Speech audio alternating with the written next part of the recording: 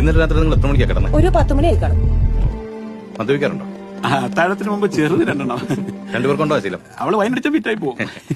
ഇവിടെ വേറെ ആരൊക്കെ ഉള്ളത്? ഞങ്ങള് മാത്രമേ ഉള്ളൂ. മക്കളൊക്കെ അങ്ങാൻ മേടിക്കല. എന്തൊക്കെ നഷ്ടപ്പെട്ടിട്ടുണ്ട് ഇപ്പൊ? അയ്യോ, കാശായിട്ട് 50,000 രൂപ ഉണ്ടായിരുന്നുള്ളൂ. പിന്നെ ബാക്കിയെല്ലാം അമേരിക്കൻ ഡോളറായിരുന്നു. പിന്നെ സാറേ എന്റെ 10 പവന്റെ സ്വർണവും പോയി.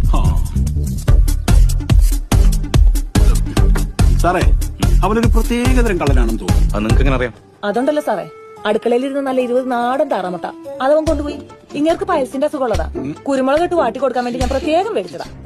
സാറേ, എനിക്കൊരു സംശയം, അവനും പൈസ ഉണ്ടോന്ന്.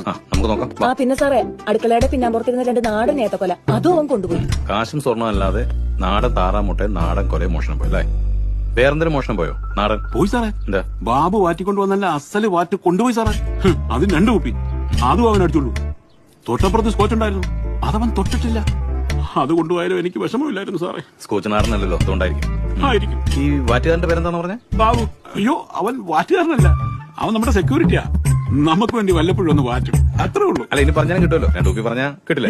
ഞാൻ രാവിലെ വിളിച്ച് പറഞ്ഞു സാറേ, സാറിന് എപ്പോഴും എത്തും. സാറിന് ധൃതിയില്ലെങ്കിൽ നമുക്കൊന്ന് കൂടിയേച്ച് പോവാം. വേറെ ദിവസം വരാം. സാറിന് ധൃതി ഉണ്ടെന്ന് തോന്നുന്നു.